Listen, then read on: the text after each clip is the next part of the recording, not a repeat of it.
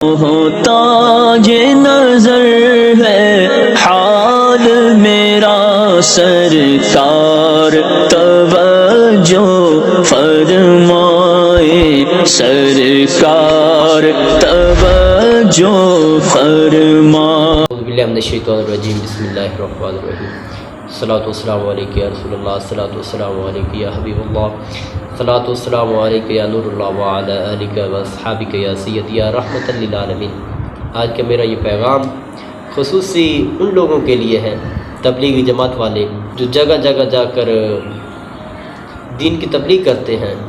اس طرح نہیں ہوتی دین کی تبلیغ، بلکہ دین کی تبلیغ کرنی ہے تو اپنے رشتہ داروں میں دیکھیے، اپنی آبادی میں دیکھیے، اپنے گھر میں دین کی تبلیغ کیجیے، اپنے محلے کی مساجد میں جائیے اور وہاں دین کی تبلیغ کیجیے۔ یہ انداز نہیں ہوتا کہ بسترے اٹھا کر مسجدوں میں جائیں اور رہائش بھی مسجد میں کریں، کھانا پینا مسجد میں ہو، ایسے دین کی تبلیغ نہیں ہوتی۔ کیا دیکھا ہے آپ نے اتنے سالوں سے یہ دین کی تبلیغ کرتے ہیں؟ ہمیں دیکھنے میں جب ہم دیکھتے ہیں تو ایسے لگتا ہے کہ ان سے بڑا کوئی عبادت گزار نہیں ہے، اور اگر یہ عبادت گزار ہوتے اتنے تو آپ نے کبھی دیکھا ہے کہ ان میں سے کسی کا مزار بنا ہو؟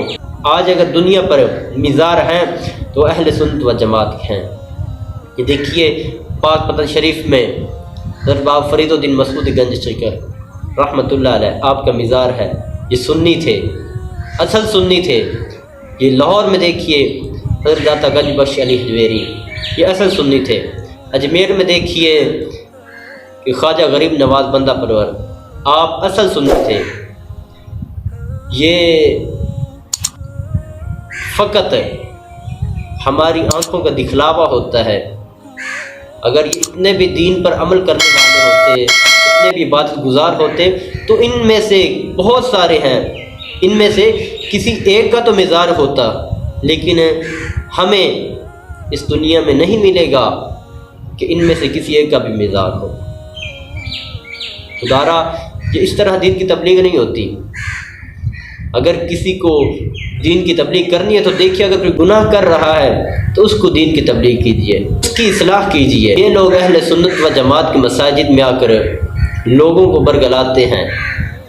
کیا اس طرح دین کی تبلیغ ہوتی ہے کہ ہم اللہ اللہ کرتی ہے، اللہ کو ایک مانو، اللہ کو ایک جانو؟ وہ تو سب کو علم ہے کہ اللہ ایک ہے، اس کا کوئی شریک نہیں ہے، ہر چیز اسی نے پیدا کی ہے۔ اگر تم نے دین کی بات کرنی ہے تو پھر حضور کی سیرت بیان کیجیے، حضور کی سنتیں بیان کیجیے، حضور کے صحابہ کرام کی زندگی لوگوں کے سامنے پیش کیجیے، حضور کے صحابہ کرام کا انداز محبت حضور سے کس طرح تھا یہ بیان کیجیے، اولیاء اللہ کی شان بیان کیجیے، ان کا مقام بیان کیجیے۔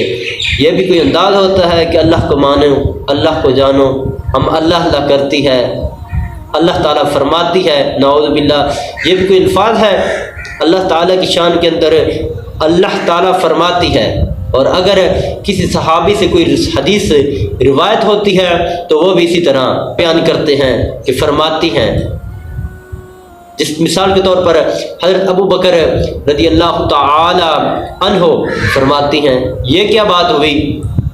حضرت عمر فرماتی ہیں، حضرت عثمان فرماتی ہیں، حضرت علی المرتضیٰ فرماتی ہیں۔ یہ انداز نہیں ہوتا، بلکہ اگر بیان کرنا ہو تو یہ انداز ہوتا ہے کہ حضرت سیدنا ابو بکر صدیق رضی اللہ تعالی عنہ آپ فرماتے ہیں، یہ ارشاد فرماتے ہیں، یہ انداز ہوتا ہے حدیث بیان کرنے کا۔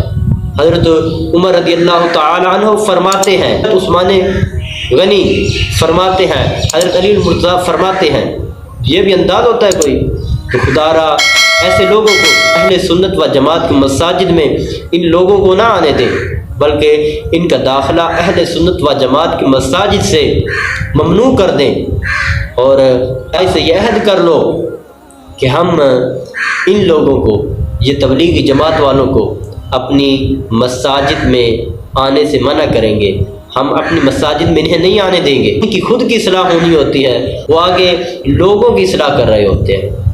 شکریہ، جزاکم اللہ خیرا، فی امان اللہ۔